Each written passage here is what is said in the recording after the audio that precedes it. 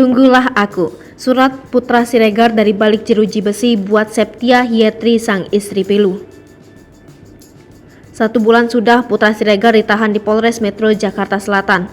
Terpisah dari anak dan istri dan tak bisa melakukan lebaran Idul Fitri bareng.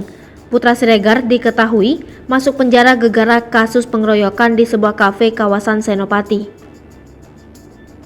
Septia Hyetri Opandi mengunggah foto sepucuk surat dari Putra Siregar suaminya itu.